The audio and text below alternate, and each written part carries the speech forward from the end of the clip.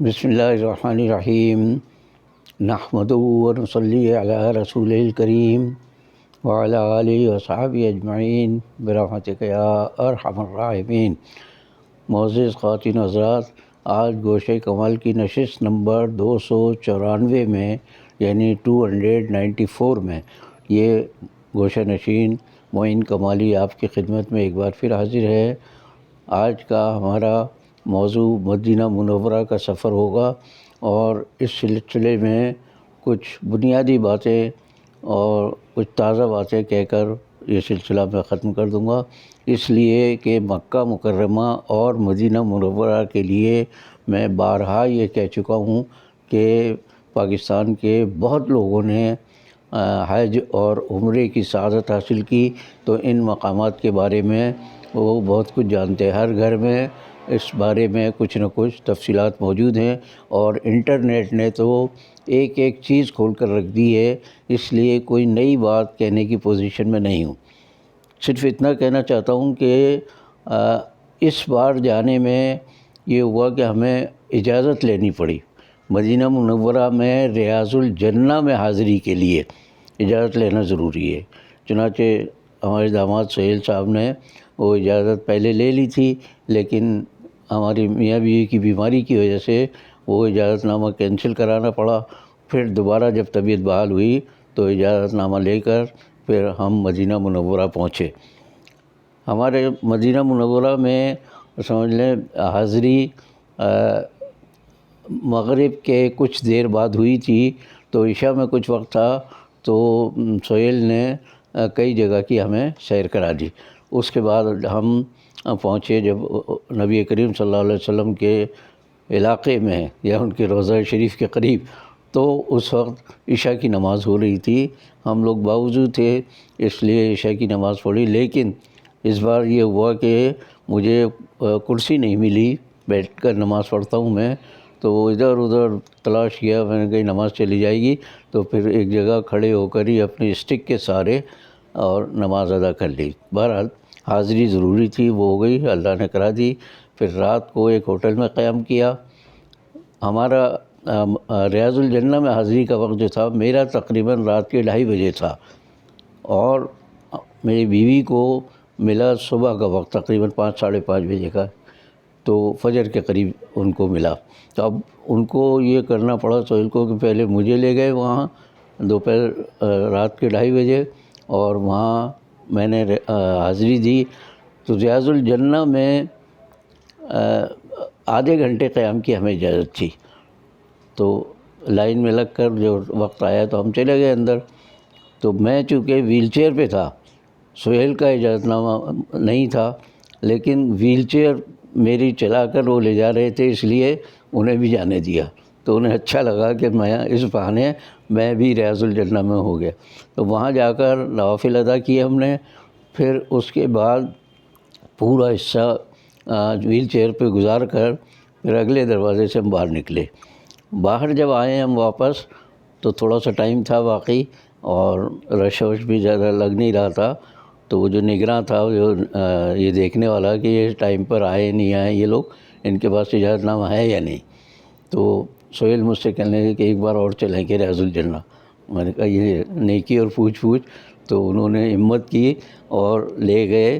تو جو نگراں وہاں بیٹھا ہوا تھا اس نے کچھ نہیں کہا، لیکن میں نے احتیاطاً یہ کیا کہ پہلے جو ٹوپی اوڑھے ہوئے تھا سردی کی وجہ سے وہ ٹوپی اتار دی تاکہ مجھے پہچان نہ سکے ہو۔ تو دوسری بار پھر ہم ریاض الجنہ میں گئے۔ وہاں پچھلے دور کے مقابلے میں نے بتایا کہ 6واں دورہ تھا میرا سعودی عرب کا، تو پچھلے ادوار کے مقابلے میں اس بار ایک تو یہ کہ اندر زیادہ جانے کی اجازت نہیں تھی، ٹائم بھی محدود تھا، اور دوسرے یہ کہ اس بار جب میں ویل چیئر پہ گیا ہوں، سہیل مجھے لے کر گئے، تو بالکل سمجھ لیں روضے کی جو جالیاں ہیں جس کو ہاتھ لگانے کو لوگ ترستے ہیں، میری کرسی جو ہے بالکل ان جالیوں کے قریب سے گزری۔ تو یہ لطف مجھے بہت آیا کہ میں بالکل حضور صلی اللہ علیہ وسلم کے روضے کے پہلے کے مقابلے میں نسبتاً زیادہ قریب ہو گیا ہوں۔ تو بہرحال اللہ نے ہمیں یہ سعادت بھی بخشی، اور اس کے بعد دوسرے دن ہماری روانگی ہو گئی، واپس ہم آ گئے مکہ شریف، اور وہاں آ کر پھر تھوڑے دن 2-4 دن کے بعد ہی ہماری پاکستان واپسی تھی۔ تو بہرحال دل کی ایک یہ خواہش تھی آخری کہ مرنے سے پہلے ایک بار اور حرمین شریفین کی حاضری ہو جائے، وہ اللہ نے پوری کر دی، اور ہمارے لیے اس سے زیادہ سعادت اب کوئی نہیں تھی۔ پھر ہم نے سامان وامان سمیٹا اور پاکستان کے لیے روانہ ہو گئے۔ تو جدہ ایئرپورٹ پہ بھی، چونکہ بہت بڑا ایئرپورٹ ہے، تو وہاں بھی جگہ جگہ جانا پڑا سہیل کو کہ بھئی یہاں یہ مہر لگوانی، یہاں سے پانی جو ہے آب زمزم جو وہ بھی 2 بوتلیں ہمارے لیے مخصوص تھیں، وہ انہوں نے لا کر دی، اس پہ ہم نے نشان لگائے، اور بورڈنگ کارڈ وغیرہ جب مل گئے تو اس کے بعد سہیل ہمیں چھوڑ کر اپنے گھر چلے گئے۔ تو اس طرح یہ سفر، سعادت کا یہ سفر ہم نے بیماری کے باوجود بہرحال تھوڑی بہت جتنی حسرتیں تھیں وہ پوری کی، اور مکمل کر کے پاکستان واپس آ گئے۔ ایک دن پہلے کھجوروں کا اور انتظام کیا ہم نے، کیونکہ پاکستان آ کر احباب کی خواہش یہ ہوتی ہے کہ انہیں مکہ اور مدینہ کا کوئی اور تحفہ ملے نہ ملے، کھجوریں ضرور مل جائیں اور آب زمزم مل جائے۔ تو اللہ کا فضل ہے کہ ہم دونوں کو آب زمزم کی 5-5 لیٹر کی 2 بوتلیں مل گئی تھیں وہاں سے، اور کھجوریں ہم نے خاصی خرید لی۔ جو اعلان ہم نے یہ کر دیا تھا کہ بھائی جہاں تک کوئی آنے جانے والا قریب کا ہوگا تو ہم دے دیں گے، لیکن جو گھر پہ تشریف لائیں گے ان کی خدمت بھی کریں گے، اور آب زمزم اور کھجور بھی ان کی خدمت پیش کریں گے۔ وجہ یہ تھی کہ ہم تو چلنے کے قابل ہیں نہیں اب، اور کہاں سے بچوں کو تکلیف دیں کہ وہ ہمیں لیے پھریں، تو ہم نے مناسب یہ سمجھا۔ اور یہ تو تبرکن چیزیں ہوتی ہیں، ورنہ تو حقیقت میں ان کی کوئی نہیں ہے، اہمیت نہیں ہے کھجور، لیکن آدمی یہ سمجھتا ہے کہ مکہ اور مکرمہ کی کھجوریں اور آب زمزم کی تو اپنی جو فضیلت اور اہمیت ہے اس سے تو کوئی انکار کیا ہی نہیں جا سکتا۔ تو بہرحال وہ تقسیم کا سلسلہ اب تک جاری ہے۔ اب جو آتے جا رہے ہیں ان کی خدمت میں یہی ہم تحفہ پیش کر سکیں۔ کچھ ضروری تحائف جو قریبی رشتہ دار ہیں ان کے لیے لائے ہم، اور وہ خریداری کرائی انہوں نے، سہیل نے۔ ایک بہت بڑا اسٹور ہے مکہ کے قریب، ایک اسٹور کی تو بات کر رہا ہوں بڑا ہے جہاں سے ہم نے خریداری کی، ورنہ اس علاقے میں اتنے اسٹور ہیں وہ شاید پورا بازار ہے۔ تو بڑے بڑے اسٹور اتنے طویل اندر تک چل کے ایک ایک چیز، تو وہ ہم نے ایک ہی جگہ سے زیادہ تر خریدی۔ اس سے پہلے ہماری اہلیہ نے کسی ذریعے سے شاید کچھ چیزیں منگوا لی تھیں، لیکن زیادہ ہم نے خریداری اس بہت بڑے اسٹور پہ، وہاں جا کر بھی وہاں کے جو اسٹورز ہیں بڑے سپر اسٹورز، آنکھیں جو ہیں چندیا جاتی ہیں کہ کیا چیز لی جائے اور کیا نہیں۔ دنیا کی کوئی چیز ایسی نہیں جو وہاں موجود نہ ہو، ہر چیز موجود، اس پہ قیمت لکھی ہوئی ہے، آپ اپنی قیمت کے حساب سے تعین کر کے بجٹ اپنا اور خرید کے لے آئیں۔ تو بہرحال اللہ نے ہمیں آپ لوگوں کی دعاؤں سے، جنہوں نے دعائیں کی، جنہوں نے دل میں بھی یاد کیا، ان سب کا میں ممنون اور شکر گزار ہوں کہ اس پیرانہ سالی میں اور بیماری کے عالم میں اللہ نے ہماری آخری آرزو پوری کر دی، اور ہم وہاں سے فیض یاب ہو کر آئے۔ اللہ قائم رکھے ہمارے اس کو۔ نحمدہ و نصلی علی رسول الکریم۔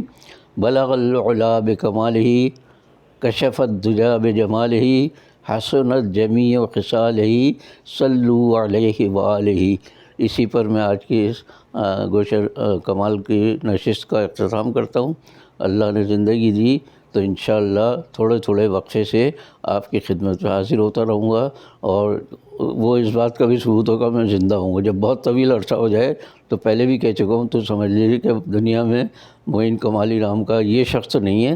ویسے اتفاق ایک بات بتاؤں، میں نے جب معین کمالی اپنا نام رکھا تھا تو قلمی نام، تو میں سوچا تھا دنیا میں کوئی بھی نہیں ہوگا معین کمالی نام کا۔ تو ایک اتفاق تو یہ ہے کہ عرب ممالک میں بعض لوگ ہیں معین کمالی، وہ میں نے نیٹ پہ جب دیکھا تو مجھے بڑی حیرت ہوئی، بالکل یہی معین کمالی۔ اور پاکستان میں بھی ایک بار ذکر کر چکا ہوں، آج کل شاید وہ صاحب آ گئے ہیں، کراچی میں میرپور خاص کے تھے کوئی سندھی، وہ معین کمالی ان کا نام۔ اب میں اعتراض تو نہیں کر سکتا کہ بھئی آپ نے کیوں نام رکھا، میں نے ان سے ضرور یہ کہا تھا کہ بھئی تھوڑا بہت تبدیلی کر لیں اپنے نام میں، تو تاکہ میں اور آپ، میں تو 40-50 سال سے ذرائع ابلاغ کی دنیا میں موجود ہوں، آپ نئے آئے ہیں تو آپ ذرا، تو انہوں نے خیر یہ بات میری نہیں مانی، تو بعد میں نے پھر اپنے آئی ڈی میں ایم معین کمالی کر لیا. تو اس مختصر سے گفتگو کے بعد میں آپ سے اجازت چاہتا ہوں. یار زندہ صحبت باقی. اور اس کے بعد میں جو آخری جملہ کہتا ہوں وہ ایک بار پھر دوہرا دیتا ہوں کہ بشرط زندگی انشاءاللہ آپ کی خدمت میں پھر حاضر ہوں گا. اللہ حافظ و ناصر.